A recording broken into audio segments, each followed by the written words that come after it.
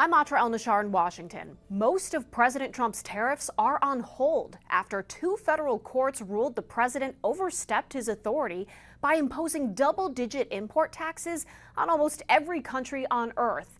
The White House is already filing an appeal and looking for other authorities to use tariffs.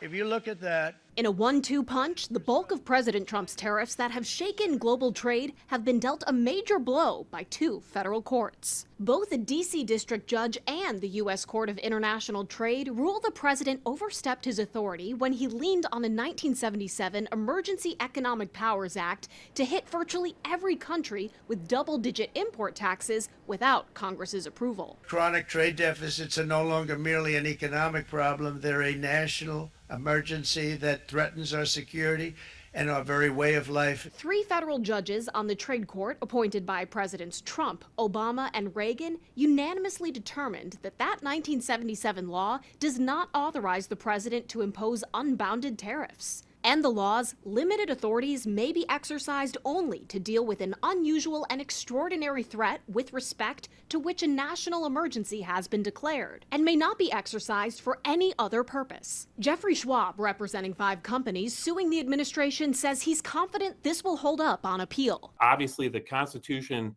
gives the power to tariff to Congress, not to the president. He can't just assert unlimited authority to tariff whenever he wants. The White House already filing an emergency appeal. America cannot function if President Trump, or any other president for that matter, has their sensitive diplomatic or trade negotiations railroaded by activist judges. Tariffs on steel, aluminum, and autos imposed using a different law are still in effect. We expect to fight this battle all the way to the Supreme Court. The president has other legal authorities where he can implement tariffs. As for how these rulings will impact trade negotiations with other countries, the White House says they plan to continue with talks as planned, but this could hurt the administration's leverage. They recently made progress with China, each side lowering tariffs, agreeing to continue communications, but now China says the White House should listen to the judges and end their tariffs altogether. In Washington, I'm Atra El-Nashar.